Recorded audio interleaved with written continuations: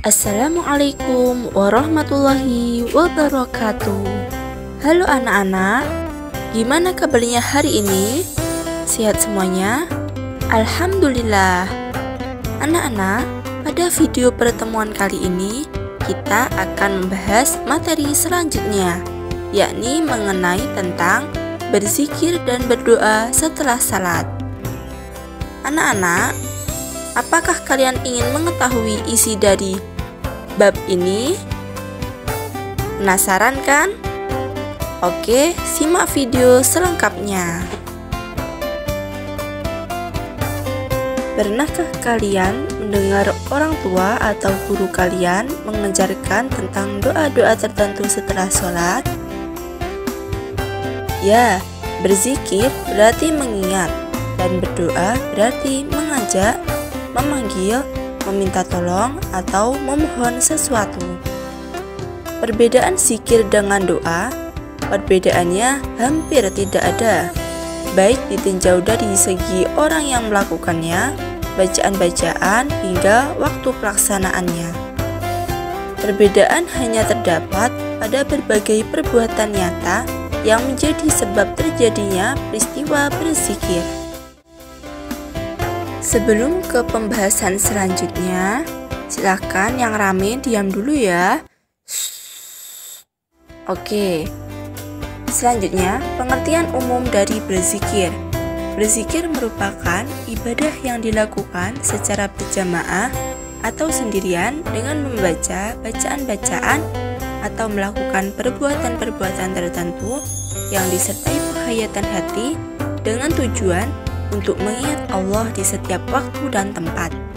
Sedangkan berdoa diartikan sebagai ibadah yang dilakukan secara berjamaah atau sendirian dengan membaca bacaan-bacaan tertentu, disertai dengan penghayatan hati, dengan tujuan agar harapan-harapan kita dikabulkan oleh Allah di setiap waktu dan tempat. Jadi, perbedaan antara berzikir dan berdoa yaitu terletak pada tujuannya. Kalau dalam berzikir, tujuannya untuk mengingat Allah di setiap waktu dan tempat. Kalau dalam berdoa, tujuannya yaitu agar harapan-harapan kita dikabulkan oleh Allah di setiap waktu dan tempat. Kalian semua paham kan ya apa yang dimaksud antara berzikir dan berdoa? Oke, selanjutnya waktu berzikir dan berdoa. Di antara salah satu waktu yang sangat dianjurkan untuk berzikir dan berdoa adalah setelah sholat fardu 5 waktu. Karena waktu tersebut merupakan salah satu yang dijanjikan oleh Allah dikabulkannya doa-doa kita. Diam dulu ya. Selanjutnya, tempat yang paling utama untuk berzikir dan berdoa adalah masjid. Next, dasar-dasar hukum berzikir dan berdoa. Sebenarnya, ada banyak loh ayat-ayat Al-Quran maupun hadis-hadis Rasulullah yang membicarakan tentang berzikir dan berdoa. Tetapi, pada video kali ini, kita akan membahas 2 ayat Al-Quran. Yang pertama, Quran Surah Al-Baqarah ayat 152 yang berbunyi, فاذكروني أذكركم واشكروا لي ولا تكفرون.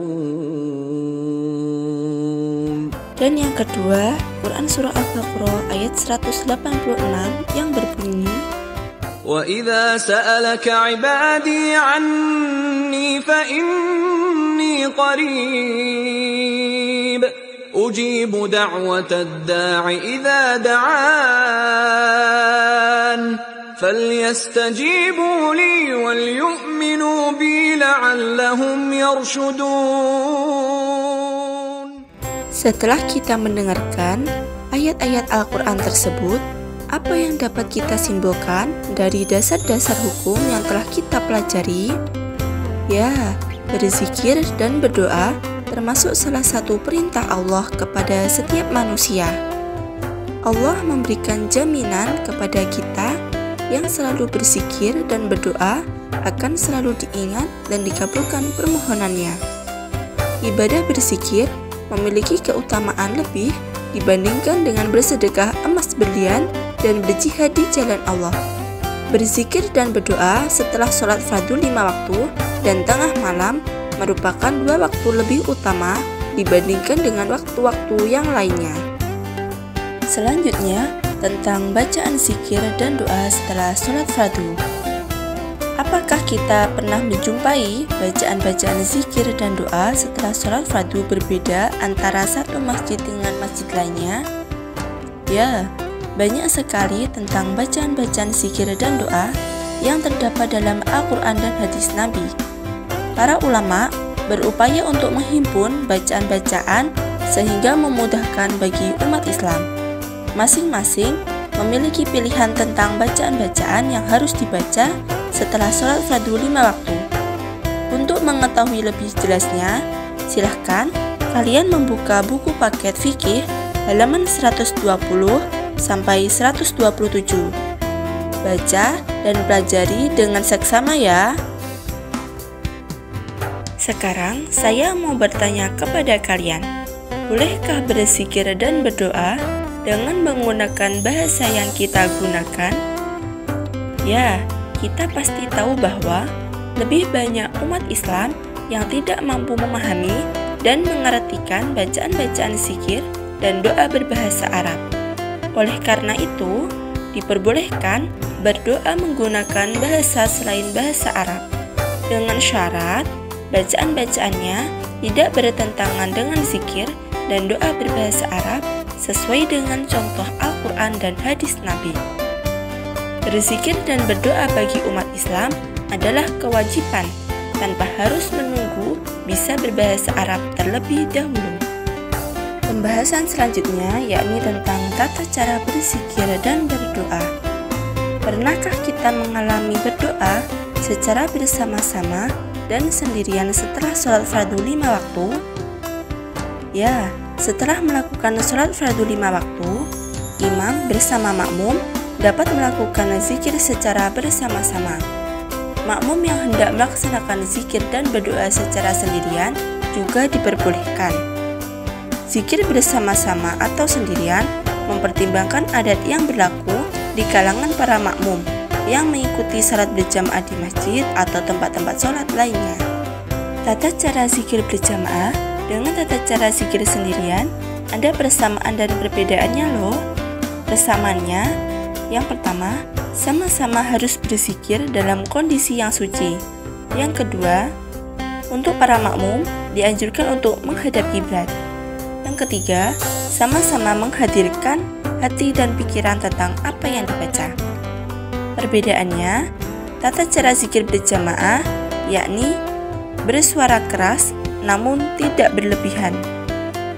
Yang kedua, membaca zikir sesuai dengan urutan yang disepakati oleh imam dan makmum.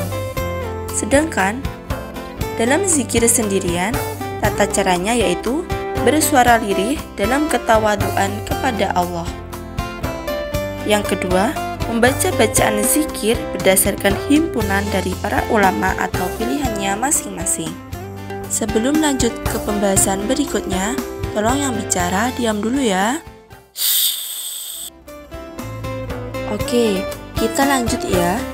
Tata cara berdoa berjamaah antara lain, yang pertama, memantapkan iman dan tauhid kepada Allah dan melaksanakan perintahnya serta menjauhi larangannya. Dan tak lupa meyakini Allah akan mengabulkan doa yang kita baca.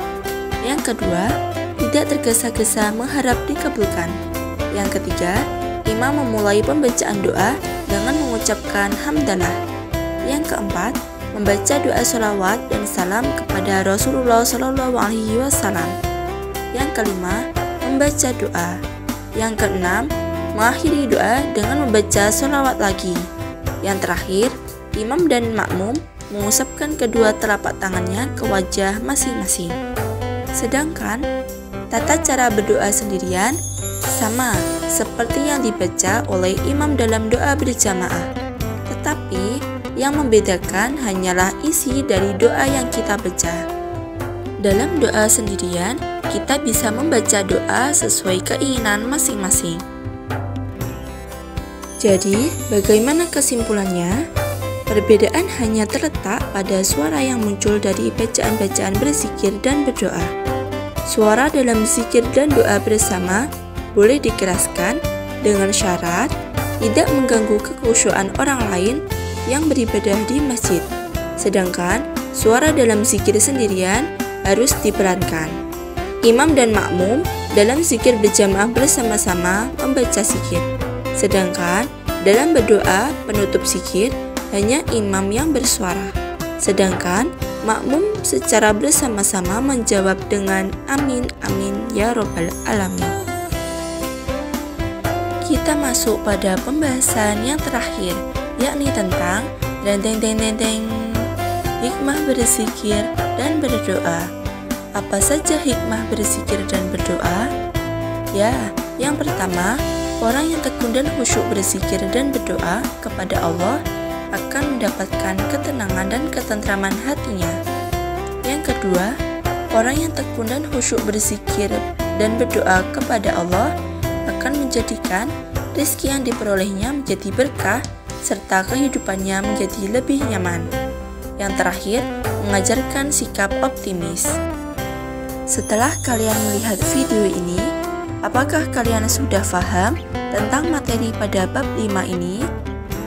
Apabila kalian belum paham dan masih ada yang perlu dipertanyakan, silahkan tanyakan kepada Bu Salis langsung ya. Oke, semoga video kali ini bermanfaat untuk kita semuanya. Amin. Ungdur makola walatang durman kola. Wassalamualaikum warahmatullahi wabarakatuh.